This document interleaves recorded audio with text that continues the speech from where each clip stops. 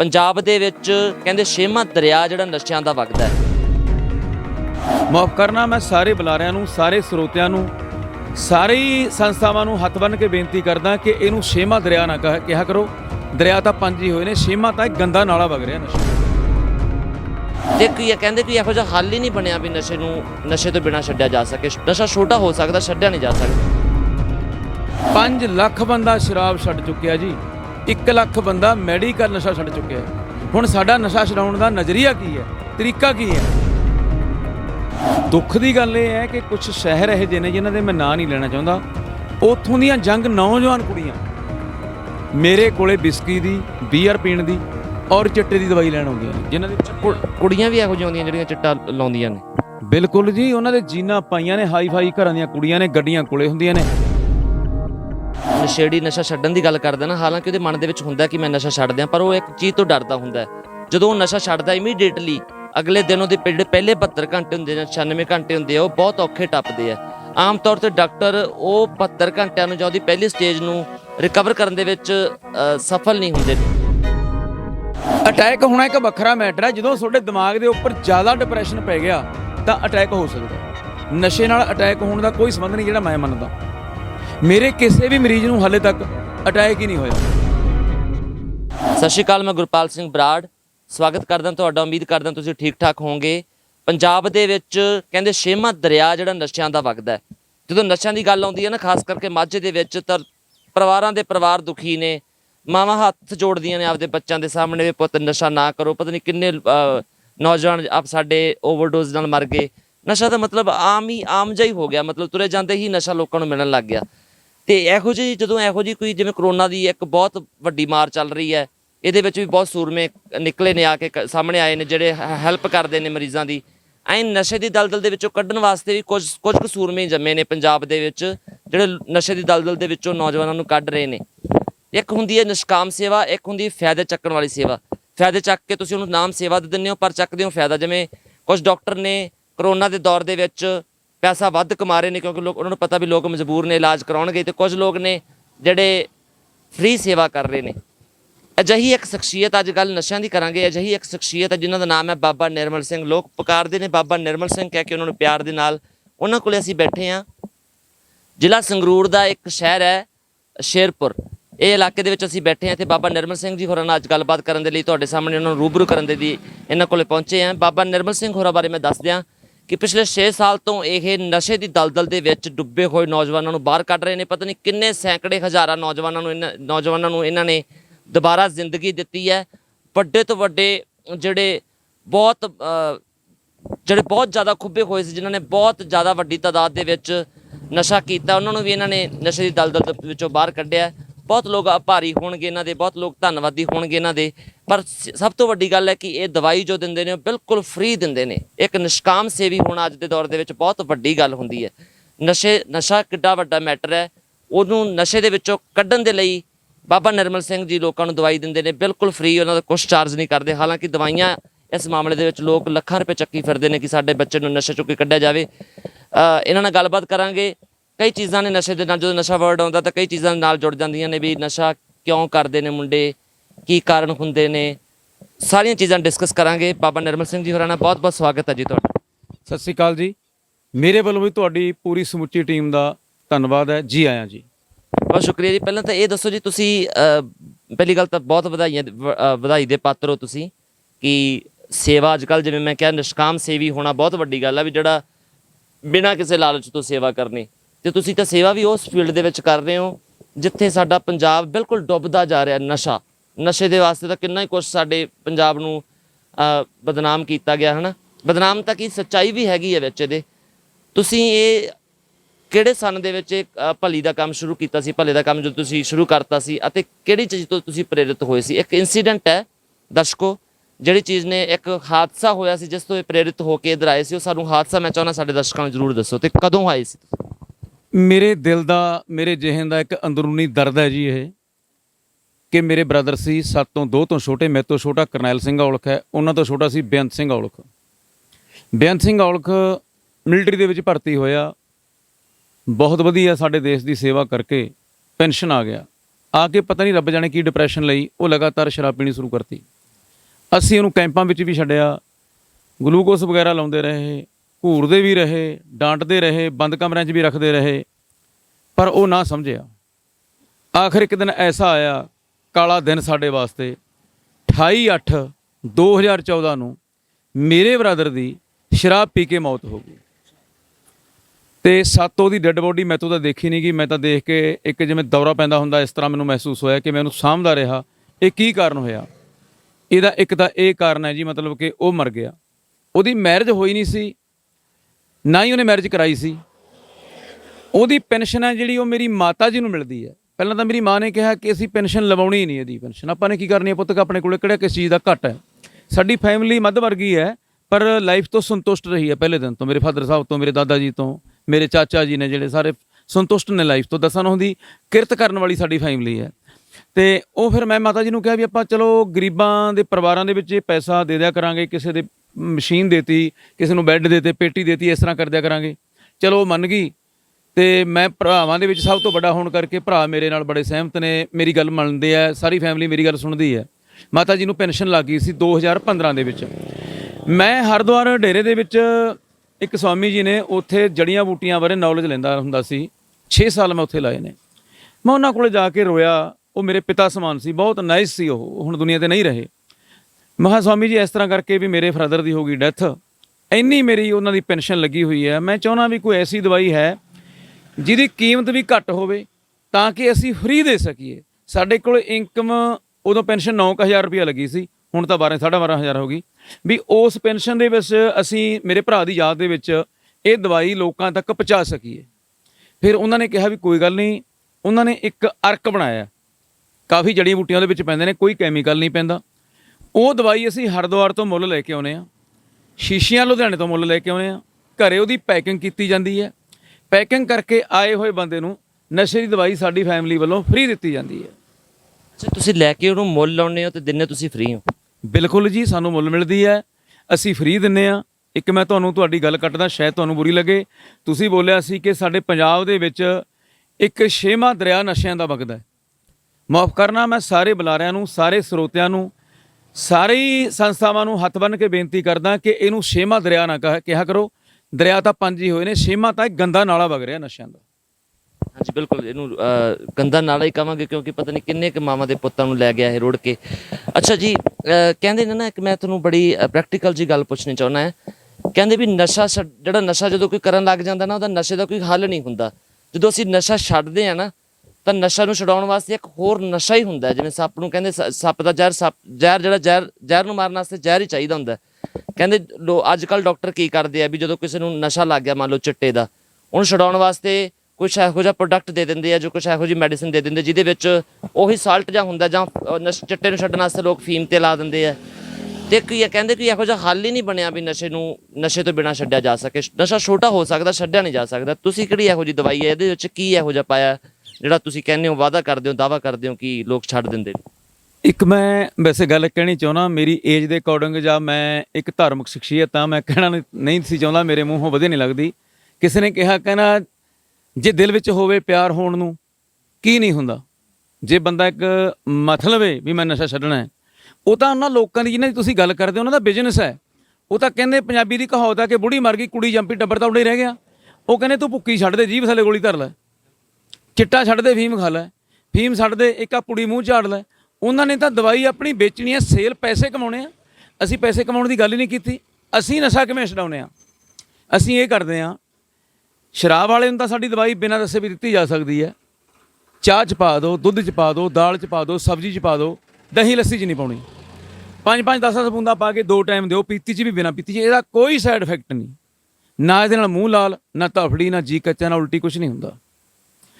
ਅਸੀਂ ਪਹਿਲਾਂ 1.5 ਮਹੀਨੇ ਦੀ ਦਵਾਈ ਦਿੰਦੇ ਹਾਂ, 3-4 ਮਹੀਨਿਆਂ 'ਚ ਬੰਦਾ ਸ਼ਰਾਬ ਤੋਂ ਤੋਬਾ ਕਰ ਜਾਂਦਾ। 5 ਲੱਖ ਬੰਦਾ ਸ਼ਰਾਬ ਛੱਡ ਚੁੱਕਿਆ ਜੀ। 1 ਲੱਖ ਬੰਦਾ ਮੈਡੀਕਲ ਨਸ਼ਾ ਛੱਡ ਚੁੱਕਿਆ। ਹੁਣ ਸਾਡਾ ਨਸ਼ਾ ਛਡਾਉਣ ਦਾ ਨਜ਼ਰੀਆ ਕੀ ਹੈ, ਤਰੀਕਾ ਕੀ ਹੈ?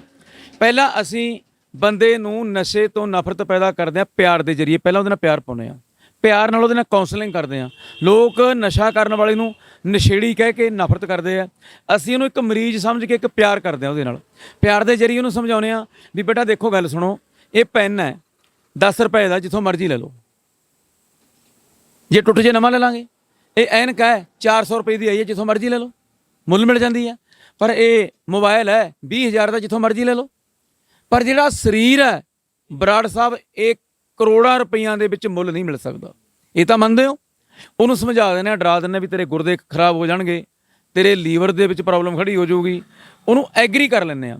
ਐਗਰੀ ਕਰਕੇ ਅਸੀਂ ਉਹਦੀ ਸਿਹਤ ਦੇਖ ਕੇ ਉਹਨੂੰ ਇੰਜੈਕਸ਼ਨ ਲਿਖ ਦਿੰਦੇ ਆ ਵੀ ਆਹ ਟੀਕਾ ਹੈ, ਨਿਊਰੋਬਿਨ ਦਾ ਟੀਕਾ, ਵਿਟਾਮਿਨ B ਕੰਪਲੈਕਸ ਦਾ ਟੀਕਾ, ਇੱਕ ਦਿਨ ਛੱਡ ਕੇ ਤੈਂ 5 ਟੀਕੇ ਲਵਾਉਣੇ ਨੇ।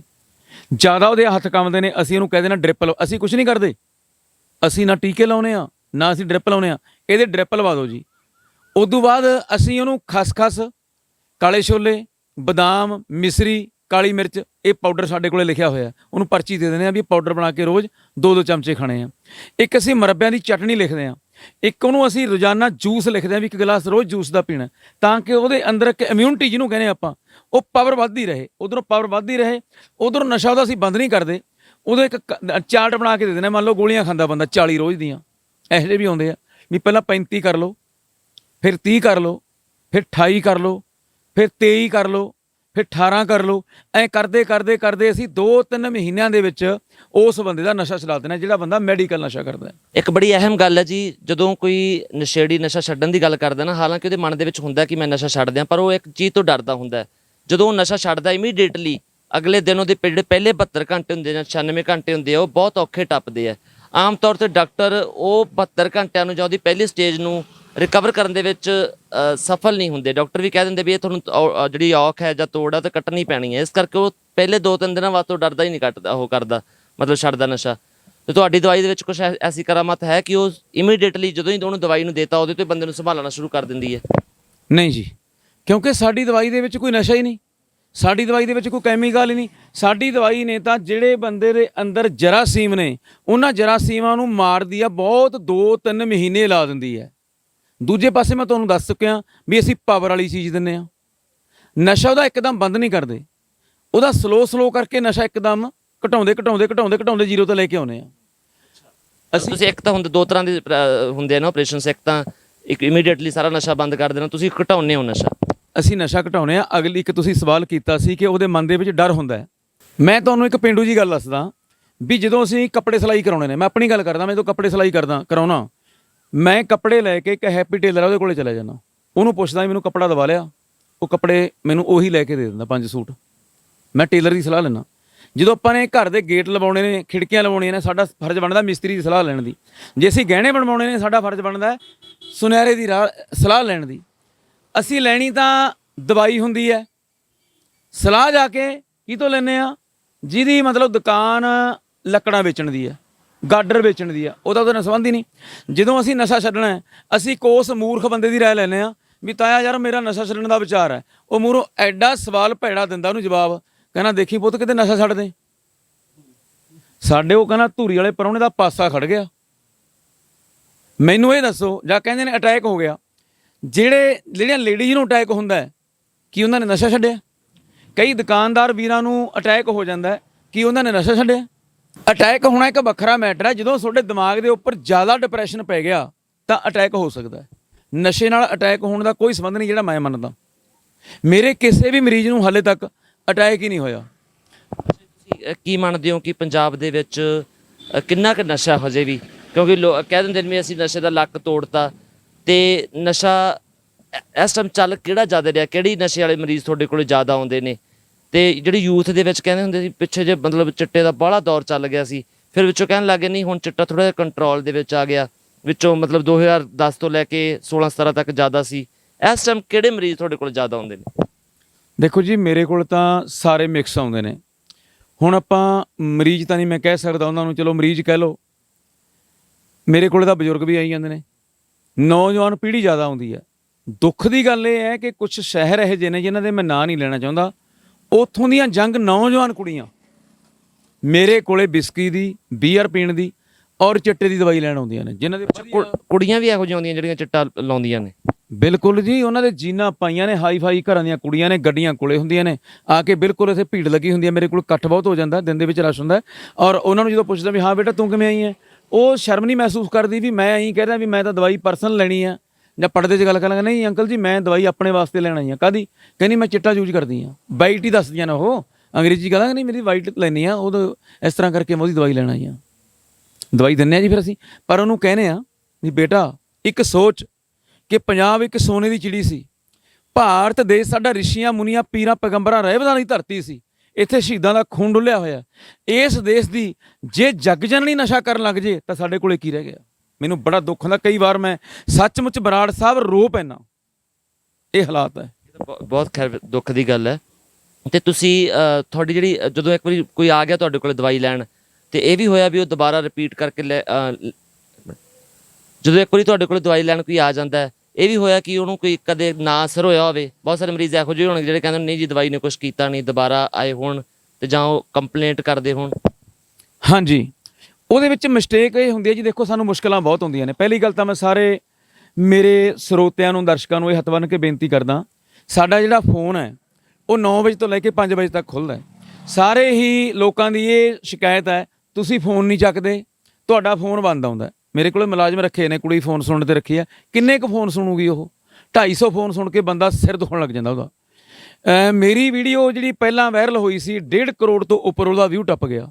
1.5 ਕਰੋੜ ਦੇ ਵਿੱਚੋਂ ਵੀ ਲੱਖ ਬੰਦਾ ਵੀ ਫੋਨ ਲਾਉਂਦਾ ਹੋਵੇ, 5 ਲੱਖ ਬੰਦਾ ਫੋਨ ਲਾਉਂਦਾ ਹੋਵੇ ਤਾਂ ਕਿੰਨੇ ਕੁ ਫੋਨ ਲੱਗਣਗੇ? ਬੱਚੇ ਟਿਊਂ ਟਿਊਂ ਟਿਊਂ ਟਿਊਂ ਹੋਈ ਜਾਂਦੀ ਹੈ।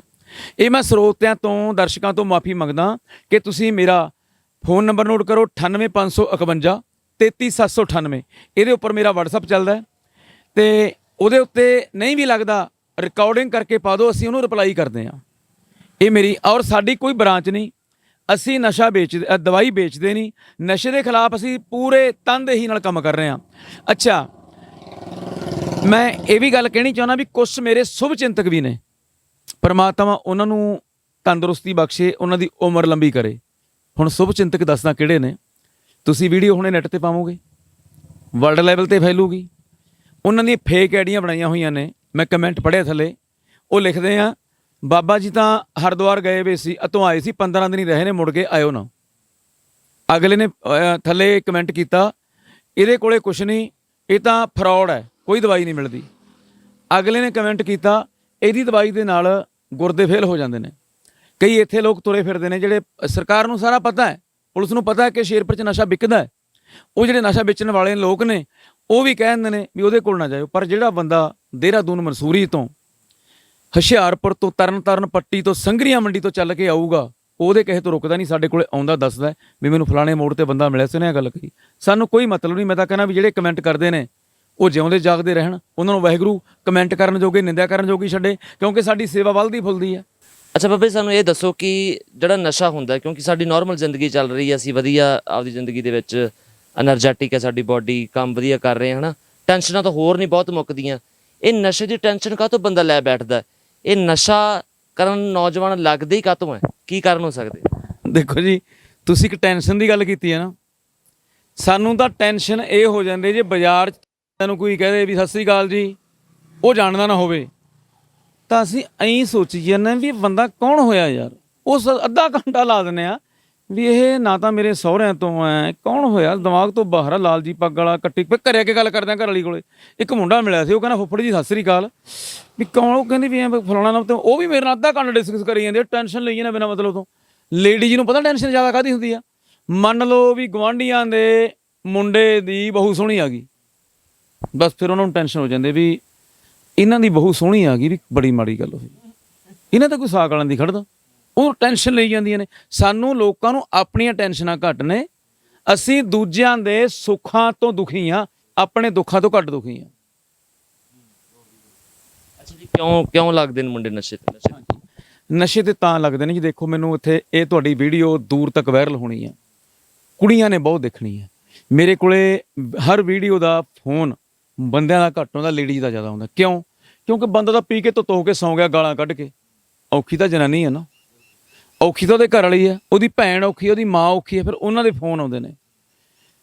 ਹੁਣ ਇੱਥੇ ਮੈਨੂੰ ਤਾਂ ਸ਼ਰਮ ਆਉਂਦੀ ਸੀ ਕਹਿੰਦੇ ਨੂੰ, ਕਿਉਂਕਿ ਮੈਂ ਏਜ ਅਕੋਰਡਿੰਗ ਮੇਰੇ ਹੀ ਬੱਚੀਆਂ ਨੇ।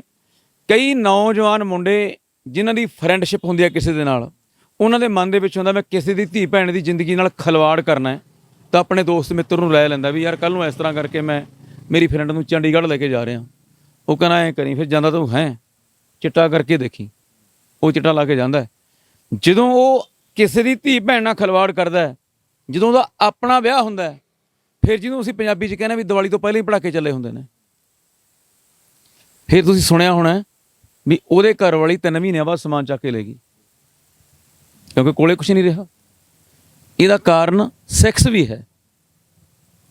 ਔਰ ਕਿਸੇ ਦਾ ਨੌਜਵਾਨ ਮੁੰਡਾ ਮਰ ਜੇ, ਉਹ ਡਿਪਰੈਸ਼ਨ ਲੈ ਜਾਂਦਾ ਵਿਚਾਰਾ, ਉਹ ਟੈਨਸ਼ਨ ਦੇ ਵਿੱਚ ਡਰਿੰਕ ਕਰਨ ਲੱਗ ਜਾਂਦਾ ਹੈ, ਜਾਂ ਕਿਸੇ ਦੇ ਸਿਰ ਕਰਜ਼ਾ ਚੜ੍ਹ ਗਿਆ, ਕਿਸੇ ਤੋਂ ਕਿਸੇ ਵੀ ਕਿਸਮ ਦੀ ਮਿਸਟੇਕ। ਤਾਂ ਬਹੁਤ ਕਾਰਨ ਨੇ ਜੀ, ਤੁਸੀਂ ਸੋਚ ਹੀ ਨਹੀਂ ਸਕਦੇ, ਬਹੁਤ ਜ਼ਿਆਦਾ ਕਾਰਨ ਨੇ। ਮੈਂ ਪਹਿਲਾਂ ਹੀ ਬਹੁਤ ਬੋਲ ਚੁੱਕਿਆ ਕਿ ਪਤਾ ਹੀ ਨਹੀਂ ਕਿਹੜਾ ਬੰਦਾ ਕਿਸ ਚੀਜ਼ ਤੋਂ ਨਸ਼ਾ ਕਰਨ ਲੱਗ ਜਾਏ। ਕਈ ਵਾਰੀ ਦੱਸਦੇ ਨਹੀਂ। ਮੰਨ ਲਓ ਕਿਸੇ ਬੰਦੇ ਨੇ MA, MA, PhD ਕਰ ਲਈ, ਉਹਨੂੰ ਨੌਕਰੀ ਨਹੀਂ ਮਿਲੀ, ਠੀਕ ਹੈ ਨਹੀਂ, ਉਹ ਨਸ਼ਾ ਕਰਨ ਲੱਗਾ। ਤੁਸੀਂ ਬਹੁਤ ਸਾਰੇ ਕਲਾਕਾਰ ਦੇਖੇ ਹੋਣੇ ਆ ਜਿਨ੍ਹਾਂ ਨੇ 25-25, 30 ਲੱਖ ਰੁਪਇਆ ਲਾ ਕੇ ਕੈਸਟਾਂ ਕੱਢਤੀਆਂ, ਕਰੋਨੇ ਦੇ ਦੌਰ 'ਚ ਫਸ ਗਏ। ਉਹ ਕੀ ਕਰਨਗੇ? ਨਸ਼ਾ ਹੀ ਕਰ ਰਹੇ ਨੇ। ਹੁਣ ਬਹੁਤ ਸਾਰੇ ਕਲਾਕਾਰਾਂ ਦੀ ਮੌਤ ਵੀ ਨਸ਼ੇ ਨਾਲ ਹੋਈ ਹੈ, ਤੁਹਾਨੂੰ ਪਤਾ। ਮੈਂ ਉਹਨਾਂ ਦੇ ਨਾਂ ਨਹੀਂ ਬੋਲਣਾ ਚਾਹੁੰਦਾ, ਮੇਰੇ ਕੋਲ ਆਉਂਦੇ ਰਹੇ ਨੇ। ਅੱਛਾ ਜੀ, ਫਿਰ ਇਹ ਜਦੋਂ ਨਸ਼ਾ ਕਰਨ ਲੱਗ ਜਾਂਦਾ ਬੰਦਾ, ਇਹਦੇ ਵਿੱਚ ਨਾ ਜਦੋਂ ਨਸ਼ਾ ਕਰਨ ਲੱਗ ਜਾਂਦੇ, ਉਦੋਂ ਜਿਹੜੇ ਆਪਣੇ ਖਾਸ ਕਰਕੇ ਭਾਰਤੀ ਜਿਹੜਾ ਆਪਣੀ ਸੁਸਾਇਟੀ ਇਹਦੇ ਵਿੱਚ ਜਾਂ ਪੰਜਾਬ ਦੀ ਸੁਸਾਇਟੀ ਦੇ ਵਿੱਚ ਇਹ ਚੀਜ਼ਾਂ ਨੂੰ ਪ੍ਰੈਕਟਿਸ ਨਹੀਂ ਕੀਤਾ ਜਾਂਦਾ, ਜਿਹੜੀਆਂ ਨਸ਼ੇ ਨੂੰ ਅਸਲ ਦੇ ਵਿੱਚ ਛਡਾ ਸਕਦੀਆਂ ਨੇ। ਹੁਣ ਮੈਂ ਤੁਹਾਨੂੰ ਇਹ ਪੁੱਛਣਾ ਚਾਹੁੰਦਾ ਵੀ ਇਹੋ ਜਿਹੇ ਕਿਹੜੇ ਤਰੀਕੇ ਹੁੰਦੇ ਆ, ਮਾਪੇ ਇਹੋ ਜਿਹਾ ਕਿਵੇਂ ਟੈਕਲ ਕਰਨ ਆਪਣੇ ਬੱਚਿਆਂ ਦੇ ਨਾਲ, ਜਾਂ ਜਿਹੜਾ ਨਸ਼ੇੜੀ ਉਹਨੂੰ ਪਹਿਲੇ ਤੌਰ 'ਤੇ ਪਹਿਲੀ ਸਟੇਜ ਦੇ ਵਿੱਚ ਕਿਵੇਂ ਉਹਨਾਂ ਨਾਲ ਗੱਲਬਾਤ ਕੀਤੀ ਜਾਵੇ, ਕੀ ਤਰੀਕੇ ਹੁੰਦੇ ਨੇ ਇਹਨੂੰ ਛਡਾਉਣ ਦੇ? ਹੈ ਨਾ, ਕੁਛ ਜੇ ਤੁਸੀਂ ਸੰਖੇਪ ਜਿਹੇ 'ਚ ਦੱਸੋ। ਦਵਾਈ ਤਾਂ ਚਲੋ ਹੈਗੀ ਹੈ, ਪਰ ਕਈ ਲੋਕ ਉਹਨਾਂ ਤੋਂ ਡਰਾਉਂਦੇ ਨੇ, ਬੰਨ੍ਹ ਲੈਂਦੇ ਨੇ, ਅੰਦਰ ਕੈਦ ਕਰ ਲੈਂਦੇ ਨੇ। ਕੀ ਇਹ ਤਰੀਕੇ ਵਾਜਬ ਨੇ, ਸਹੀ ਨੇ? ਬਿਲਕੁਲ ਗਲਤ ਹੈ ਜੀ। ਕਦੇ ਵੀ ਕਿਸੇ ਨੂੰ ਇਸ ਤਰ੍ਹਾਂ ਨਹੀਂ ਕਰਨਾ ਚਾਹੀਦਾ। ਮੈਂ ਸਾਰੇ ਦਰਸ਼ਕਾਂ ਨੂੰ, ਸਰੋਤਿਆਂ ਨੂੰ ਹੱਥ ਬੰਨ੍ਹ ਕੇ ਬੇਨਤੀ ਕਰਦਾ, ਤੁਹਾਡਾ ਕੋਈ ਵੀ ਬੱਚਾ, ਮੁੰਡਾ, ਕੁੜੀ, ਜਾਂ ਤੁਸੀਂ ਨਸ਼ਾ ਕਰਦੇ ਹੋ, ਸਾਡੇ ਕੋਲੇ ਬੇਝਿਜਕ ਹੋ ਕੇ ਸਾਡੇ ਕੋਲੇ ਆਓ। ਸਾਡੇ ਕੋਲੇ ਕੋਈ ਪੈਸਾ ਨਹੀਂ ਲਿਆ ਜਾਂਦਾ, ਕੋਈ ਤਕਲੀਫ ਨਹੀਂ ਦਿੱਤੀ ਜਾਂਦੀ, ਔਰ ਉਹਨੂੰ ਦਾਖਲ ਨਹੀਂ ਕੀਤਾ ਜਾਂਦਾ। ਇਹ ਸਾਡੀ ਗਰੰਟੀ ਹੈ। ਜਿਹੜੀ ਗੱਲ ਤੁਸੀਂ ਕਰ ਰਹੇ ਹੋ ਛਡਾਉਣ ਬਾਰੇ, ਜੇ ਸਾਡੀਆਂ ਸਰਕਾਰਾਂ, ਫਿਰ ਉੱਥੇ ਮੁੜ ਕੇ ਗੱਲ ਆ ਗਈ। ਪਹਿਲੀ ਗੱਲ ਤਾਂ ਲੋਕ ਕਹਿੰਦੇ ਨੇ ਵੀ ਸਰਕਾਰਾਂ ਨਸ਼ੇ ਸਪਲਾਈ ਕਰਦੀਆਂ ਨੇ, ਪਰ ਮੈਂ ਇੱਥੇ ਉਹਨਾਂ ਲੋਕਾਂ ਨੂੰ ਕਹੂੰਗਾ ਜਿਹਨੂੰ ਪੰਜਾਬੀ 'ਚ ਕਹਿੰਦੇ ਪੈਸਾ ਖੋਟਾ ਆਪਦਾ, ਦੁਕਾਨਦਾਰ ਨੂੰ ਕੀ ਦੋਸ਼। ਜਦੋਂ ਆਪਦਾ ਹੀ ਧੀ ਪੁੱਤ ਮਾੜਾ ਹੈ, ਅਸੀਂ ਉਸ ਲੀਡਰ ਨੂੰ ਕਿਵੇਂ ਮਾੜਾ ਕਹਿ ਦਈਏ ਜਾ ਕੇ? ਨਸ਼ਾ ਤਾਂ ਅਸੀਂ ਕਰਨ ਲੱਗੇ ਆ ਨਾ ਆ ਕੇ, ਫਿਰ ਅਸੀਂ ਉਹਨੂੰ ਕਿਵੇਂ ਮਾੜਾ ਕਹਿ ਦਿੰਦੇ ਹਾਂ? ਬਾਕੀ ਗੱਲ, ਜੇ ਲੀਡਰਾਂ ਦਾ ਨਾਂ ਆਉਂਦਾ ਹੈ ਤਾਂ ਉਹ ਕਿਰਪਾ ਕਰਕੇ ਮੇਰੀ ਹੱਥ ਬੰਨ੍ਹ ਕੇ ਬੇਨਤੀ ਹੈ ਕਿ ਇਹਦੇ ਕਨੀ ਧਿਆਨ ਦੇਣ। ਅੱਛਾ ਜੀ, ਤੁਹਾਨੂੰ ਲੱਗਦਾ ਵੀ ਨਸ਼ਾ ਛੱਡਣਾ ਕੋਈ ਬਹੁਤੀ ਵੱਡੀ ਗੱਲ ਨਹੀਂ ਹੈਗੀ ਜਿੱਡੀ ਨੌਜਵਾਨਾਂ ਨੇ ਬਣਾਈ ਹੋਈ ਹੈ, ਤਾਂ ਜਿੰਨੇ ਮਾਪੇ ਡਰ ਜਾਂਦੇ ਨੇ ਵੀ ਹਾਏ ਸਾਡਾ ਬੱਚਾ ਤਾਂ ਨਸ਼ੇ ਕਰਨ ਲੱਗ ਗਿਆ, ਇਹਨੂੰ ਤੁਸੀਂ ਕਹਿੰਦੇ ਹੋ ਵੀ ਇਹ ਸੌਖਾ ਜਿਹਾ ਮਾਮਲਾ ਤੁਹਾਡੇ ਵਾਸਤੇ, ਵੀ ਤੁਸੀਂ ਬਈ ਇਹ ਕੋਈ ਬਹੁਤੀ ਵੱਡੀਆਂ ਗੱਲਾਂ ਨਹੀਂ ਹੁੰਦੀਆਂ, ਪੋਸੀਬਲ ਚੀਜ਼ ਹੈਗੀ ਹੈ ਨਸ਼ਾ ਛੱਡਣਾ? ਦੇਖੋ ਜੀ, ਮੇਰੇ ਵਾਸਤੇ ਤਾਂ ਮਾਮੂਲੀ ਗੱਲ ਲੱਗਦੀ ਹੈ, ਕਿਉਂਕਿ ਮੇਰੇ ਕੋਲੇ ਬਹੁਤ ਸਾਰੇ ਲੋਕ ਆਉਂਦੇ ਨੇ। ਕਈ ਵਾਰ ਦਿਨ ਦੇ ਵਿੱਚ ਕਈ ਲੋਕ ਮਠਿਆਈਆਂ ਦੇ ਡੱਬੇ ਲੈ ਕੇ ਆਉਂਦੇ ਆ, ਫਰੂਟ ਲੈ ਕੇ ਆਉਂਦੇ ਆ। ਬਾਬਾ ਜੀ ਤੁਹਾਡਾ ਬਹੁਤ ਧੰਨਵਾਦ, ਸਾਡੇ ਬੱਚੇ ਦੀ ਜਾਨ ਬਚ ਗਈ, ਅਸੀਂ ਵਿਆਹੁਣ ਜੋਗੇ ਹੋ ਗਏ। ਔਰ ਕਈਆਂ ਦਾ ਤੁਹਾਨੂੰ ਹੋਰ ਦੱਸਦਾ, IELTS ਵਾਲੀ ਕੁੜੀ ਨਾਲ ਵਿਆਹ ਹੋ ਗਿਆ, ਉਹ ਹੁਣ ਡੋਪ ਟੈਸਟ ਹੋਣਾ, ਵੀਜ਼ਾ ਲੱਗਣਾ, ਫਿਰ ਉਹ ਮਿੰਨਤਾਂ ਕਰਦੇ ਨੇ, ਕੁਛ ਕਰੋ, ਇੱਥੇ ਹੀ ਰੱਖ ਲਓ, ਪੈਸੇ ਜਿੰਨੇ ਮਰਜ਼ੀ ਲੈ ਲਓ, ਪਰ ਸਾਡੇ ਬੱਚੇ ਦਾ ਚਿੱਟਾ ਛਡਾ ਦਿਓ। ਔਰ ਰੀਅਲ ਤੌਰ 'ਤੇ ਚਿੱਟਾ ਛਡਾ ਕੇ ਅੱਜ ਉਹ ਨੌਜਵਾਨ ਅਮਰੀਕਾ, ਇੰਗਲੈਂਡ, ਨਿਊਜ਼ੀਲੈਂਡ, ਕੈਨੇਡਾ ਦੇ ਵਿੱਚ ਬੈਠੇ ਨੇ, ਜਿਹੜੇ ਵਾਹਿਗੁਰੂ ਦੀ ਕਿਰਪਾ ਨਾਲ ਨਿਮਾਣੇ ਜੇ ਤੋਂ ਸੇਧ ਲੈ ਕੇ, ਦਵਾਈ ਲੈ ਕੇ, ਨਸ਼ੇ ਤੋਂ ਮੁਕਤ ਹੋ ਕੇ ਬਾਹਰ ਫੋਰਨ ਕੰਟਰੀ ਚਲੇ ਗਏ। ਆਖਰੀ ਸਵਾਲ ਹੈ ਜੀ, ਤੁਹਾਡੀ ਦਵਾਈ ਮੈਂ ਸੁਣਿਆ ਵੀ ਬਾਹਰਲੇ ਦੇਸ਼ਾਂ 'ਚ ਵੀ ਜਾਂਦੀ ਹੈ? ਹਾਂਜੀ, ਦਵਾਈ ਬਾਹਰ ਜਾਂਦੀ ਹੈ। ਮੈਂ ਹੁਣ ਵੀ ਕਹਿਣਾ, ਜੇ ਤੁਸੀਂ ਨਹੀਂ ਆ ਸਕਦੇ ਮੇਰੇ ਕੋਲੇ ਤਾਂ ਤੁਸੀਂ ਮੈਨੂੰ, ਮੈਂ ਤਾਂ ਹਾਜ਼ਰ ਹਾਂ। ਮੇਰੇ ਰੱਬ ਵਰਗੇ, ਕਿਉਂਕਿ ਪਤਾ ਕੀ ਚੱਕਰ ਹੈ, ਜਦੋਂ ਵੀ ਪੰਜਾਬ ਦੇ ਉੱਪਰ ਆਫਤ ਆਉਂਦੀ ਹੈ, ਸਾਡੇ NRI ਵੀਰ ਸਾਡੇ ਮੋਢੇ ਨਾਲ ਮੋਢਾ ਲਾ ਕੇ ਖੜਦੇ ਆ। ਹੜ੍ਹ ਆ ਜਾਣ, ਕਿਸਾਨੀ ਸੰਘਰਸ਼ ਚੱਲਦਾ ਸੀ, ਰਵੀ ਸਿੰਘ ਉਹਨਾਂ ਨੇ ਕਿੰਨਾ ਕੁਛ ਕੀਤਾ। ਮੈਂ ਤਾਂ ਇੱਕ ਨਾਰਮਲ ਛੋਟਾ ਜਿਹਾ ਇਨਸਾਨ ਆ ਜਿਹੜਾ ਨਸ਼ਿਆਂ ਦੇ ਮਗਰ ਪਿਆ ਹੋਇਆ, ਤੇ ਉਹਨਾਂ ਨੇ ਤਾਂ ਕਰੋੜਾਂ ਰੁਪਈਆ, ਅਰਬਾਂ ਰੁਪਈਆ ਲਾ ਕੇ ਰੱਖ ਦਿੱਤਾ ਉੱਥੇ ਕਿਸਾਨੀ ਸੰਘਰਸ਼ ਦੇ ਉੱਤੇ। ਤੇ ਮੈਨੂੰ ਮਤਲਬ NRI ਲੋਕਾਂ ਦੀ ਮੈਂ ਤਾਂ ਮਦਦ ਕਰਦਾ ਕਿ ਉੱਥੋਂ ਆ ਨਹੀਂ ਸਕਦੇ। ਮੈਂ ਉਹਨਾਂ ਨੂੰ ਇਹ ਵੀ ਬੇਨਤੀ ਕਰਦਾ, NRI ਲੋਕਾਂ ਨੂੰ, ਮੇਰੇ ਵੀਰਾਂ ਨੂੰ, ਜਿਹੜੇ ਚਾਹੇ ਪੰਜਾਬ ਤੋਂ ਚਾਹੇ ਇੰਡੀਆ 'ਚੋਂ ਗਏ ਨੇ, ਕਿਤੋਂ ਵੀ ਗਏ ਨੇ, ਚਾਹੇ ਪਾਕਿਸਤਾਨ ਦੇ ਬੰਦੇ ਬਾਹਰ ਗਏ ਨੇ, ਵੀ ਦੇਖੋ ਤੁਸੀਂ ਮਿੱਟੀ ਦਾ ਮੋਹ ਛੱਡਿਆ, ਭੈਣ ਭਰਾ ਛੱਡੇ, ਦੀਵਾਲੀਆਂ ਦੁਸਹਿਰੇ ਛੱਡੇ, ਟੂਰਨਾਮੈਂਟ ਛੱਡੇ, ਨਗਰ ਕੀਰਤਨ ਛੱਡੇ, ਤੇ ਬਾਹਰ ਜਾ ਕੇ ਵੀਰ ਬਣ ਕੇ ਤੁਸੀਂ ਨਾ ਨਸ਼ਾ ਕਰਿਆ ਕਰੋ। ਮੇਰੇ ਕੋਲੇ ਬਾਹਰੋਂ ਵੀਡੀਓ ਕਰ ਉਹਨਾਂ ਦੀਆਂ ਵਾਈਫਾਂ ਘਰ ਵਾਲੀਆਂ ਭੇਜਦੀਆਂ ਨੇ ਕਿ ਆਹ ਦੇਖੋ ਜੀ ਮੇਰੇ ਘਰ ਵਾਲਾ ਮੈਨੂੰ ਕੁੱਟ ਰਿਹਾ, ਗਾਲਾਂ ਕੱਢ ਰਿਹਾ ਹੈ, ਹੁਣ ਜੇ ਮੈਂ ਇੱਕ ਵੀ ਕਾਲ ਕਰਤੀ ਪੁਲਿਸ ਨੂੰ ਚੱਕ ਕੇ ਲੈ ਜਾਊਗੀ, ਕਿਉਂਕਿ ਮੈਂ ਪੰਜਾਬ ਦੀ ਧੀ ਹਾਂ। ਮੈਂ ਇਹਨੂੰ ਘਰੋਂ ਨਹੀਂ ਕੱਢਣਾ ਚਾਹੁੰਦੀ, ਪੁਲਿਸ ਨੂੰ ਫੜਾਉਣਾ ਨਹੀਂ ਚਾਹੁੰਦੀ। ਆਪਣੇ ਪੰਜਾਬ ਦੇ ਵਿੱਚ ਇਹ ਗੱਲ ਦੀ ਬਦਨਾਮੀ ਮੰਨਦੇ ਆ। ਇਹੋ ਜਿਹਾ ਹਾਲਾਤ ਬਾਹਰ ਵੀ ਬਣੇ ਹੋਏ ਨੇ। ਅੱਛਾ ਜੀ, ਮੈਂ ਇੱਕ ਸਵਾਲ ਜ਼ਰੂਰ ਪੁੱਛਣਾ ਚਾਹੁੰਦਾ, ਸਾਰੇ ਦਰਸ਼ਕਾਂ ਦੇ ਮਨ 'ਚ ਆਉਂਦਾ ਹੋਣਾ ਵੀ ਤੁਸੀਂ ਜਦੋਂ ਫ੍ਰੀ ਦਿੰਦੇ ਹੋ ਦਵਾਈ, ਤੇ ਇੰਨਾ ਮੱਥਾ ਵੀ ਮਾਰਦੇ ਹੋ, ਨਸ਼ੇੜੀਆਂ ਨਾਲ ਮੱਥਾ ਮਾਰਨਾ ਕਿਹੜਾ ਸੌਖਾ ਹੈ, ਇੰਨਾ ਮੱਥਾ ਵੀ ਮਾਰਦੇ ਹੋ। ਬਹੁਤ ਸਾਰੇ ਲੋਕ ਤੁਹਾਡੇ ਕੋਲ ਬੁਰੀ ਹਾਲਾਤ ਦੇ ਵਿੱਚ ਵੀ ਆਉਂਦੇ ਹੋਣਗੇ, ਘਰ ਵਾਲੀਆਂ ਇਰੀਟੇਟ ਕਰਕੇ ਹੋ ਕੇ ਵੀ ਫੋਨ ਕਰਦੀਆਂ ਹੋਣਗੀਆਂ, ਵੀ ਤੁਸੀਂ ਵੀ ਇਰੀਟੇਟ ਹੋ ਜਾਂਦੇ ਹੋਵੋਗੇ, ਫਿਰ ਵੀ ਤੁਸੀਂ ਲੱਗੇ ਪਏ ਹੋ। ਕੀ ਇਹੋ ਜਿਹਾ ਕੀ ਫਾਇਦਾ? ਕੁਛ ਨਾ ਕੁਛ ਕਦੇ ਮਨ ਦੇ ਵਿੱਚ ਆਉਂਦਾ ਹੀ ਹੈ, ਚਲੋ ਯਾਰ 4 ਪੈਸੇ ਹੀ ਕਮਾਉਣ ਲੱਗ ਜਾਈਏ। ਤਾਂ ਜੇ ਨਹੀਂ ਕਮਾ ਰਹੇ ਤਾਂ ਫਿਰ ਫਾਇਦਾ ਕੀ ਹੈ ਤੁਹਾਨੂੰ? ਕੀ ਇਸ 'ਚ ਮਿਲਦਾ ਕੀ ਹੈ? ਇੱਕ ਨਾ ਸੰਤ ਕਹਿੰਦੇ ਹੁੰਦੇ, ਕਹਿੰਦੇ ਜਿਵੇਂ ਇੱਕ ਕੁੜੀ ਨੇ ਵਿਆਹ ਕਰਾਉਣ ਵੇਲੇ, ਵਿਆਹ ਤੋਂ ਪਹਿਲਾਂ ਸਾਡੇ ਪੰਜਾਬ ਦੀ ਆਦਤ ਹੈ ਬੱਚੀ ਵਾਸਤੇ ਦਰੀਆਂ ਬੁਣਦੇ ਆ, ਖੇਸ ਬੁਣਦੇ ਆ, ਸਵੈਟਰ ਬੁਣਦੇ, ਇਹਨਾਂ ਗੱਲਾਂ ਤੁਹਾਨੂੰ ਪਤਾ ਬੁਣਦੇ ਆ ਨਾ। ਉਹਦੇ ਵਾਸਤੇ ਬੈੱਡ ਲੈ ਕੇ ਆਉਨੇ ਆ, ਧੀ ਨੂੰ ਦਾਜ ਦਿੰਦੇ ਆ। ਜਦੋਂ ਇਹ ਜੀਵ ਰੂਪੀ ਇਸਤਰੀ ਨੇ ਮਰ ਜਾਣਾ, ਇਹਨੇ ਪਤੀ ਪ੍ਰਮਾਤਮਾ ਨੂੰ ਮਿਲਣਾ ਹੈ, ਤਾਂ ਇਹਨੂੰ ਵੀ ਦਾਜ ਦੀ ਲੋੜ ਹੈ। ਉਹ ਮੈਂ ਦਾਜ ਤਿਆਰ ਕਰ ਰਿਹਾ। ਇਹ ਤਾਂ ਬੜੀ ਕਮਾਲ ਦੀ ਗੱਲ। ਦਾਜ ਤਿਆਰ ਕਰ ਰਿਹਾ। ਅਗਲੀ ਗੱਲ, ਵਾਹਿਗੁਰੂ ਨੇ ਮੈਨੂੰ ਪੁੱਤਰਾਂ ਵਰਗੀਆਂ 2 ਧੀਆਂ ਦਿੱਤੀਆਂ ਨੇ। 2 ਧੀਆਂ ਦੇ ਬਦਲੇ ਮੈਨੂੰ ਸਰਬਣ ਪੁੱਤ ਵਰਗੇ 2 ਜਵਾਈ ਦਿੱਤੇ ਨੇ, ਜਿਨ੍ਹਾਂ ਵੱਲੋਂ ਠੰਡੀ ਹਵਾ ਆਉਂਦੀ ਹੈ। 7 ਸਾਲ ਮੈਂ ਗੁਰਦੁਆਰਾ ਨਾਨਕਸਰ ਮੇਰੇ ਨਾਲ ਹੈ, ਲਗਾਤਾਰ ਕਥਾ ਕਰੀ ਹੈ। ਕਮੇਟੀ ਨੂੰ ਪੁੱਛ ਲਿਓ, ਇੱਕ ਵੀ ਪੈਸਾ ਨਹੀਂ ਲਿਆ ਮੈਂ ਕਿਤੇ। 7 ਸਾਲ ਰੈਗੂਲਰ ਕਥਾ ਕੀਤੀ ਹੈ। ਉਦੋਂ ਪ੍ਰਧਾਨ ਨਿਸ਼ਾਨ ਸਿੰਘ ਜੀ ਚੀਮਾ ਸੀ ਇੱਥੇ, ਹੁਣ ਉਹਨਾਂ ਦੇ ਬੇਟੇ ਅਮਰੀਕ ਸਿੰਘ ਜੀ ਚੀਮਾ ਗੁਰਦੁਆਰਾ ਸਾਹਿਬ ਦੇ ਪੂਰੇ ਕਰਤਾ ਧਰਤਾ ਨੇ। ਬਾਕੀ ਭਾਗ ਸਿੰਘ, ਪੂਰੀ ਗੁਰਦੁਆਰਾ ਨਾਨਕਸਰ ਦੀ ਪ੍ਰਬੰਧਕ ਕਮੇਟੀ, ਸਮੁੱਚੀ ਪੰਚਾਇਤ ਸ਼ੇਰਪੁਰ ਦੀ, ਸਰਪੰਚ ਰਣਜੀਤ ਸਿੰਘ ਜੀ ਢਾਲੀਵਾਲ, ਸਾਰੇ ਮੈਨੂੰ ਪੂਰੀ ਹੱਲਾਸ਼ੇਰੀ ਦਿੰਦੇ ਨੇ। ਮਾਸਟਰ ਹਰਬੰਸ ਸਿੰਘ ਜੀ ਪ੍ਰਧਾਨ ਸਿੱਖ ਬੁੱਧੀ ਜੀ ਵੀ ਮੰਚ ਦੇ ਨੇ, ਉਹ ਵੀ ਮੈਨੂੰ ਪੂਰੀ ਹੱਲਾਸ਼ੇਰੀ ਦਿੰਦੇ ਨੇ। ਮੈਨੂੰ ਕਿਸੇ ਗੱਲੋਂ ਕੋਈ ਕਮੀ ਨਹੀਂ ਆਉਂਦੀ। ਔਰ ਜਿਹੜੀ ਗੱਲ ਰਹੀ ਤੁਸੀਂ, ਕਿਉਂਕਿ ਸਭ ਤੋਂ ਵੱਡੀ ਚੀਜ਼ ਅੱਜ ਖੁਸ਼ੀ, ਲੋਕ ਖੁਸ਼ ਹੋਣ ਵਾਸਤੇ ਕਮੇਡੀ ਫਿਲਮਾਂ ਦੇਖਦੇ ਆ, ਉਹ ਇੱਕ ਆਰਟੀਫਿਸ਼ਲ ਖੁਸ਼ੀ ਹੈ। ਪਰ ਜਿਹੜੀ ਮੇਰੇ ਅੰਦਰ ਖੁਸ਼ੀ ਹੈ ਉਹ ਓਰੀਜਨਲ ਖੁਸ਼ੀ ਹੈ। ਮੈਨੂੰ ਬੜਾ ਮਾਣ ਮਹਿਸੂਸ ਹੁੰਦਾ ਵੀ ਯਾਰ ਜੇ ਕਿਤੇ ਤੇ ਮੈਂ ਇਹ ਸੋਚ ਕੇ ਚੱਲਿਆ ਹੋਇਆ ਮੇਰਾ ਭਰਾ ਮਰ ਗਿਆ, ਮੈਨੂੰ ਕਿੰਨਾ ਦੁੱਖ ਹੈ। ਦੁੱਖ ਹੈ ਕਿ ਨਹੀਂ? ਮੇਰਾ ਤਾਂ ਮਰ ਗਿਆ ਭਰਾ, ਪਰ ਲੋਕਾਂ ਦੇ ਭਰਾ, ਲੋਕਾਂ ਦੇ ਪੁੱਤ ਭੈਣਾਂ ਦੇ ਵੀਰ ਬਚ ਜਾਣ। ਕਿੰਨੀਆਂ ਕੁੜੀਆਂ ਅੱਜ ਤਰਸਦੀਆਂ ਨੇ ਆਪਣੇ ਭਰਾ ਦੇ ਰੱਖੜੀ ਬੰਨ੍ਹਣ ਤੋਂ, ਤੇ ਹੋਰ ਤਾਂ ਬੰਨ੍ਹਣ ਜੋਗੀਆਂ ਹੋ ਜਾਣ। ਅਸੀਂ ਇਸ ਚੀਜ਼ ਨੂੰ ਲੈ ਕੇ ਚੱਲੇ ਹੋਏ ਹਾਂ। ਪਰ ਜਿੰਨਾ ਚਿਰ ਸਾਹ ਹੈ ਉਹਨਾਂ ਚਿਰ ਚੱਲਦੀ ਰਹੂਗੀ ਗੱਡੀ। ਬਾਕੀ NRI ਵੀਰਾਂ ਦਾ ਮੈਨੂੰ ਬਹੁਤ ਸਾਰਾ ਸਹਿਯੋਗ ਮਿਲਦਾ ਹੈ, ਥਾਪੜਾ ਦੇਣ ਦਾ। ਮੈਂ ਹਲੇ ਤੱਕ ਨਾ ਮਤਲਬ ਪੈਸੇ ਦੀ ਆਸ ਰੱਖੀ ਆ, ਨਾ ਹੀ ਉਹ ਵਾਹਿਗੁਰੂ ਰਖਾਵੇ।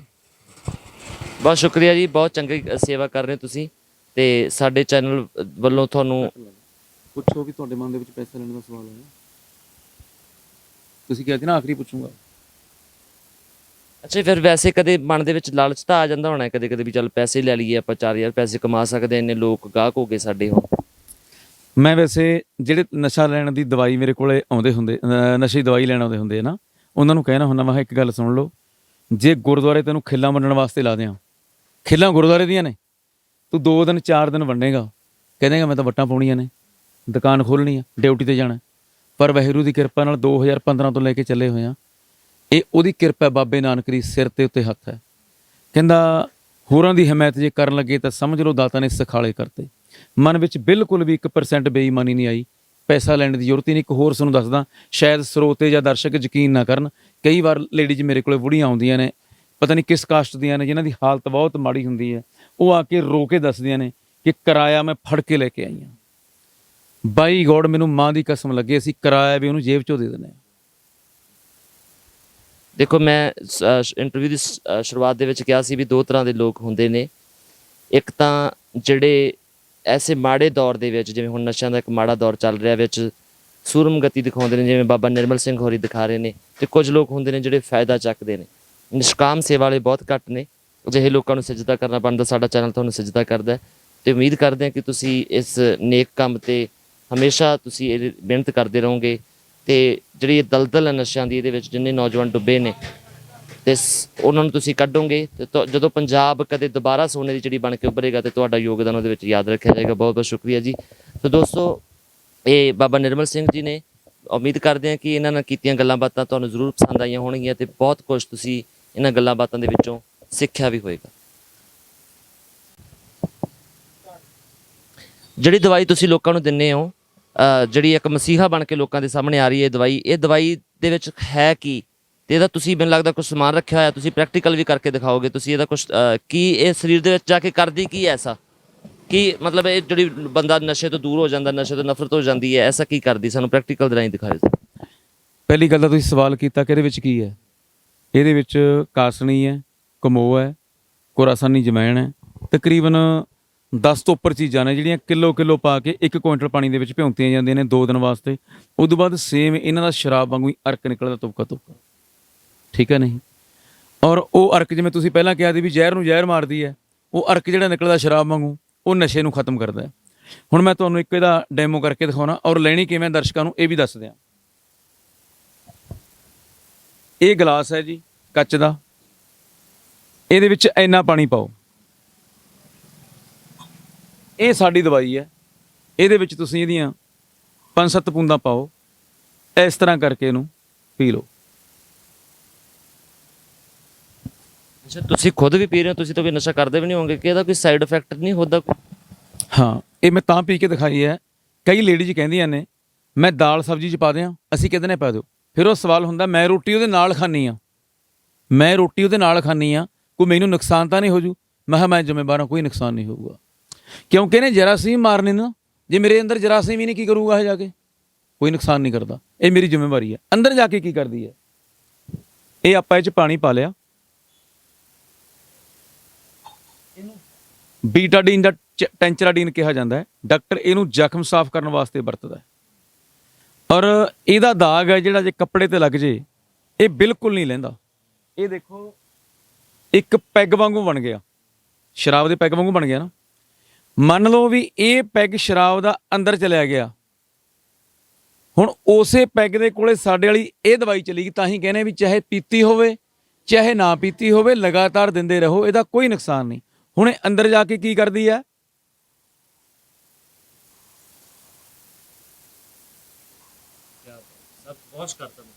ਉਹਨੇ ਵਾਸ਼ ਕਰਤਾ, ਜਿੰਨੇ ਜਰਾਸੀਮ ਸੀ ਅੰਦਰ ਸਾਰੇ ਬਿਲਕੁਲ ਮਾਰਤੇ, ਉਹਨੂੰ ਚਿੱਟਾ ਕਰਕੇ ਰੱਖਤਾ ਇਸ ਨੂੰ। ਇਹਦਾ ਪ੍ਰੈਕਟੀਕਲ ਤੁਹਾਨੂੰ ਤੁਹਾਡੇ ਸਾਹਮਣੇ ਕਰਕੇ ਸਾਰੇ ਦਰਸ਼ਕਾਂ ਨੂੰ ਦਿਖਾਇਆ।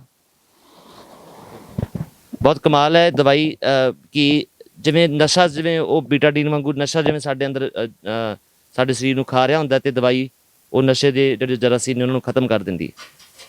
ਅਸੀਂ ਇਹਦੀ ਇਸ ਤਰ੍ਹਾਂ ਪੈਕਿੰਗ ਕਰਦੇ ਹਾਂ ਜੀ। 2 ਸ਼ੀਸ਼ੀਆਂ ਹੁੰਦੀਆਂ ਨੇ 15-15 ml ਦੀਆਂ, 1.5 ਮਹੀਨਾ ਚੱਲਦੀਆਂ ਨੇ ਇਹ।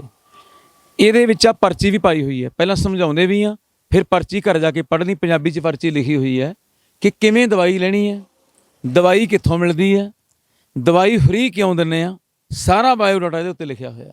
ਸਾਡਾ ਫ਼ੋਨ ਨੰਬਰ ਵੀ ਲਿਖਿਆ ਹੋਇਆ ਤਾਂ ਕਿ ਫ਼ੋਨ ਨੰਬਰ ਕਰਕੇ ਆ ਜੇ। ਲੋਕਡਾਊਨ ਦਾ ਅਸੀਂ ਖਿਆਲ ਰੱਖਦੇ ਹਾਂ ਪੂਰਾ, ਪ੍ਰਸ਼ਾਸਨ ਸਾਡਾ ਸਾਥ ਦਿੰਦਾ ਹੈ। ਸੋਮਵਾਰ ਤੋਂ ਸ਼ੁੱਕਰਵਾਰ ਤੱਕ ਸਾਡਾ ਦਫ਼ਤਰ ਖੁੱਲ੍ਹਦਾ ਹੈ, ਸਹੀ 8 ਵਜੇ ਤੋਂ ਲੈ ਕੇ 2 ਵਜੇ ਤੱਕ। ਸਰਕਾਰ ਦੀਆਂ ਹਦਾਇਤਾਂ ਵੱਧ ਜਾਣਗੀਆਂ, ਅਸੀਂ ਟਾਈਮ ਵਧਾ ਦਿਆਂਗੇ। ਲੋਕਡਾਊਨ ਕੱਲ੍ਹ ਨੂੰ ਖਤਮ ਹੁੰਦਾ ਹੈ ਤਾਂ ਅਸੀਂ ਐਤਵਾਰ ਨੂੰ ਵੀ ਦਵਾਈ ਦਿੰਦੇ ਹੁੰਦੇ ਹਾਂ।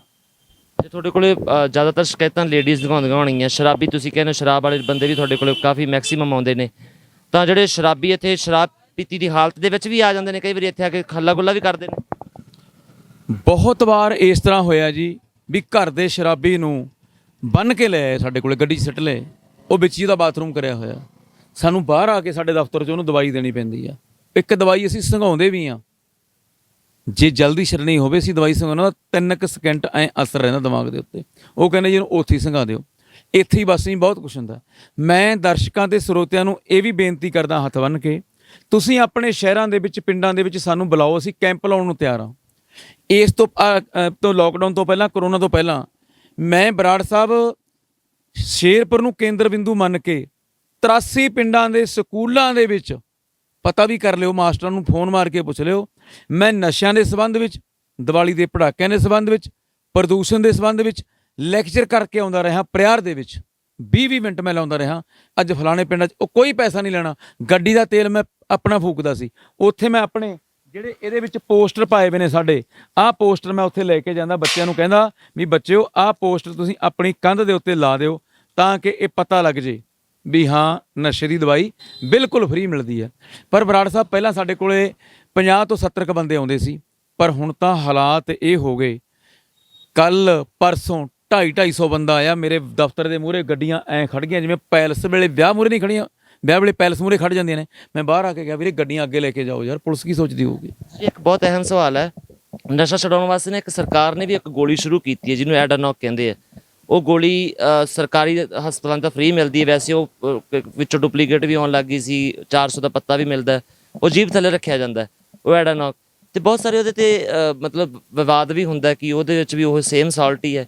ਉਹ ਜਿਹੜੀ ਸਰਕਾਰ ਦੀ ਉਹ ਪ੍ਰੈਕਟਿਸ ਹੈ, ਉਹਨੂੰ ਤੁਸੀਂ ਕਿਹੋ ਜਿਹਾ ਮੰਨਦੇ ਹੋ ਵੀ ਉਹ ਨਸ਼ਾ ਛਡਾਉਣ ਵਾਲੀ ਚੀਜ਼ ਸੱਚਮੁੱਚ ਹੈਗੀ ਹੈ ਕਿ ਬਸ ਉਹ ਜਿਵੇਂ ਮਰਿਆ ਨਹੀਂ ਤੇ ਆਕੜੇ ਵਾਲੀ ਗੱਲ ਹੀ ਹੈ? ਇਹ ਤਾਂ ਜੀ ਕੁੜੀ ਮਰ ਗਈ, ਬੁੜੀ ਮਰ ਗਈ, ਕੁੜੀ ਜੰਪੀ ਟੱਬਰ ਉੱਡਾ ਹੀ ਰਹਿ ਗਿਆ। ਅਗਲੀ ਗੱਲ, ਮੇਰੇ ਕੋਲੇ ਬਹੁਤ ਪ੍ਰੋਡਕਟ ਵਾਲੇ ਆਉਂਦੇ ਨੇ ਵੇਚਣ ਵਾਲੇ, ਮੈਂ ਨਾਂ ਨਹੀਂ ਲੈਂਦਾ। ਉਹ ਕਹਿੰਦੇ ਸਾਡੇ ਪ੍ਰੋਡਕਟ ਦੇ ਨਾਲ ਨਸ਼ਾ ਛੁੱਟਦਾ ਜੀ, ਸਾਡੀ ਗਰੰਟੀ ਹੈ। ਮੈਂ ਕਿਹਾ ਬਿਲਕੁਲ ਨਸ਼ਾ ਛੁੱਟਦਾ? ਕਹਿੰਦੇ ਹਾਂਜੀ। ਤੁਸੀਂ ਦਿਓ ਇਹਨੂੰ ਜੀ, ਫਲਾਣੇ ਤੋਂ ਦੇ ਕੇ ਆਏ ਅਸੀਂ, ਸਾਨੂੰ ਵਿਊ ਦਿੰਦੇ ਆ। ਮੈਂ ਕਦੇ ਵਿਊ ਨਹੀਂ ਦਿੱਤਾ, ਮੈਂ ਕਿਸੇ ਦੀ ਵੀਡੀਓ ਨਹੀਂ ਪਾ ਕੇ ਦਿਖਾਈ ਵੀ ਇਹਨੇ ਸ਼ਰਾਬ ਛੱਡਤੀ। ਮੇਰਾ ਕਿਹੜਾ ਬਿਜ਼ਨਸ ਹੈ? ਆਮ ਲੋਕ ਗੋਡਿਆਂ ਦੀ ਦੇ ਦਰਦਾਂ ਦੀ ਦਵਾਈ ਵੀ, ਆਹ ਬੁੜੀ ਦੇ ਗੋਡੇ ਹਟ ਗਏ ਜੀ, ਆਹ ਬੰਦੇ ਨੂੰ ਦਿਲ ਦਾ ਦੌਰਾ ਪੈਣਾ ਸੀ, ਸਾਡੀ ਦਵਾਈ ਨਾਲ ਹਟ ਗਿਆ। ਨਹੀਂ, ਮੈਂ ਉਹ ਬੰਦੇ ਨੂੰ ਕਿਹਾ ਵੀ ਮੈਂ ਤੇਰੀ ਦਵਾਈ ਦਾ ਪ੍ਰੋਡਕਟ ਲੈਣਾ, ਸ਼ਰਤ ਹੈ ਇੱਕ ਗੱਲ ਦਾ, ਇਹ ਚਿੱਟੇ ਨੂੰ ਖਤਮ ਕਰੂਗੀ? ਕਹਿੰਦਾ ਕਰੂਗੀ। ਮੈਂ ਕਿਹਾ ਫੀਮ ਨੂੰ? ਕਹਿੰਦਾ ਕਰੂਗੀ। ਮੈਂ ਕਿਹਾ ਮੈਂ ਤੇਰੇ ਲਗਾਤਾਰ 30 ਦਿਨ ਚਿੱਟੇ ਦਾ ਟੀਕਾ ਲਾਉਂਗਾ, ਤੈਨੂੰ ਮੈਂ ਤੇਰਾ ਪ੍ਰੋਡਕਟ ਮੁੱਲ ਲੈ ਕੇ ਦਿਉਂ, ਤੂੰ ਫਿਰ ਘਰੇ ਖਾ ਕੇ ਮੈਨੂੰ ਦੱਸੀ ਵੀ ਇਹ ਤੋੜ ਹਟਦੀ ਹੈ ਕਿ ਨਹੀਂ। ਕਹਿੰਦਾ ਜੀ ਉੱਦਾਂ ਫਿਰ ਦੇਖੋ। ਮੈਂ ਕਿਹਾ ਘੁਲਣ ਨਾ ਕਰ, ਪ੍ਰੋਡਕਟ ਵੇਚਣ ਦਾ ਮਾਰਾ ਕਿਸੇ ਦੀ ਸਿਹਤ ਨਾਲ ਤੇ ਜੇਬ ਨਾਲ ਖਿਲਵਾੜ ਨਾ ਕਰ। ਅਸੀਂ ਇਹ ਸੋਚ ਚੱਲੇ ਹਾਂ, ਨਾ ਅਸੀਂ ਕਿਸੇ ਦੀ ਜੇਬ ਨਾਲ ਖਿਲਵਾੜ ਕਰਦੇ ਹਾਂ, ਨਾ ਅਸੀਂ ਕਿਸੇ ਦੀ ਸਿਹਤ ਨਾਲ ਖਿਲਵਾੜ ਕਰਦੇ ਹਾਂ। ਜਿਹੜੀ ਗੱਲ ਤੁਸੀਂ ਕਹੀ ਸਰਕਾਰਾਂ ਦੀ ਮੈਂ ਤਾਂ ਕਹੂੰਗਾ ਕਿ ਤੇ ਫਾਰਮੈਲਿਟੀ ਹੈ। ਜਿਹੜੀ ਉਹ ਜੀਭ ਥੱਲੇ ਗੋਲੀ ਟਿਕਦੀ ਹੈ ਉਹ 'ਚ ਨਸ਼ਾ ਹੈ, ਉਹ 'ਚ ਮਾਰਫੀਨ ਦਾ ਇੰਜੈਕਸ਼ਨ ਪਾਇਆ ਹੋਇਆ ਹੈ। ਜਦੋਂ ਬੰਦਾ ਜੀਭ ਥੱਲੇ ਗੋਲੀ ਧਰਦਾ ਹੈ ਉਹਦੀ ਇੰਨੀ ਸਪੀਡ ਵੱਧ ਜਾਂਦੀ ਹੈ, ਬੋਲਦਾ ਬਹੁਤ ਹੈ ਬੰਦਾ, ਤੁਰਦਾ ਤੇਜ਼ ਬਹੁਤ ਹੈ। ਜਦੋਂ ਉਹ ਹੱਡੀਆਂ ਨੂੰ ਅੰਦਰੋਂ ਕਮਜ਼ੋਰ ਕਰਦੀ ਹੈ, ਬ੍ਰੇਨ ਨੂੰ ਖੁਸ਼ਕ ਕਰਦੀ ਹੈ, ਨਿਗਾਹ ਉਹ ਘਟਾਉਂਦੀ ਹੈ, ਬਹੁਤ ਕੁਝ ਕਰਦੀ ਹੈ। ਉਹਦੇ ਮੈਂ ਤੁਹਾਨੂੰ ਨੁਕਸਾਨ ਗਿਣਾ ਨਹੀਂ ਸਕਦਾ, ਅਸੀਂ ਉਹ ਵੀ ਛਡਾਉਂਦੇ ਹਾਂ। ਜੇ ਕੋਈ ਤੁਹਾਨੂੰ ਬੰਦਾ, ਕੋਈ ਵੀ ਡਾਕਟਰ ਕਹਿੰਦਾ ਮੇਰੀ ਵੀਡੀਓ ਦੂਰ ਤੱਕ ਜਾਣੀ ਹੈ ਵੀ ਉਹਦਾ ਕੋਈ ਨੁਕਸਾਨ ਨਹੀਂ, ਉਹ ਡਾਕਟਰ ਮੈਨੂੰ ਮਿਲੇ। ਜਿਹਦਾ ਕੋਈ ਨੁਕਸਾਨ ਨਹੀਂ ਨਾ, ਉਹ ਡਾਕਟਰ ਨੂੰ 50 ਪੱਤੇ ਲੈ ਕੇ ਦੇ ਦੂੰ, ਜੀਭ ਥੱਲੇ ਰੋਜ਼ ਧਰ ਲਿਆ ਕਰੇ, ਨੁਕਸਾਨ ਤਾਂ ਹੋਇਆ ਨਹੀਂ ਕੋਈ। ਨਸ਼ਾ ਤਾਂ ਨਾਸ਼ ਦਾ ਨਾਂ ਹੈ ਬਰਾੜ ਸਾਹਿਬ, ਨਸ਼ਾ ਤਾਂ ਨਸ਼ਾ ਹੀ ਹੈ। ਸਮਝ ਗਏ ਨਾ ਗੱਲ ਮੇਰੀ? ਹਾਂ, ਮੈਂ ਸਾਰਿਆਂ ਨੂੰ ਇਹ ਬੇਨਤੀ ਕਰੂੰ ਵੀ ਨਸ਼ਾ ਕਰਨਾ ਚਾਹੀਦਾ।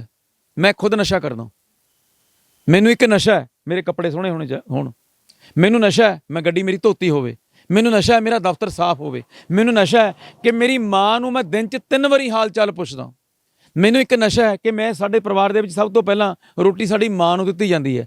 ਮੈਨੂੰ ਇੱਕ ਜ਼ਿਮੀਂਦਾਰ ਨੂੰ ਨਸ਼ਾ ਹੋਣਾ ਚਾਹੀਦਾ ਹੈ ਕਿ ਮੇਰੀ ਫਸਲ ਮੇਰੇ ਨਾਲ ਦੇ ਨਾਲੋਂ ਵਧੀਆ ਹੋਵੇ। ਇੱਕ ਪੜ੍ਹਨ ਵਾਲੇ ਮੁੰਡੇ ਨੂੰ ਨਸ਼ਾ ਚਾਹੀਦਾ ਹੈ ਕਿ ਮੇਰੇ ਨੰਬਰ ਦੂਜੇ ਨਾਲੋਂ ਵੱਧ ਆਉਣ। ਇੱਕ ਦੁਕਾਨਦਾਰ ਨੂੰ ਨਸ਼ਾ ਹੋਵੇ ਕਿ ਮੈਂ ਗਾਹਕ ਨੂੰ ਚੰਗੀ ਤਰ੍ਹਾਂ ਡੀਲ ਕਰਾਂ ਤਾਂ ਕਿ ਗਾਹਕ ਮੇਰੇ ਕੋਲ ਵੱਧ ਪਹੁੰਚੇ। ਨਸ਼ਾ ਕਰਨਾ ਚਾਹੀਦਾ ਚੰਗੇ ਕੰਮ ਦਾ।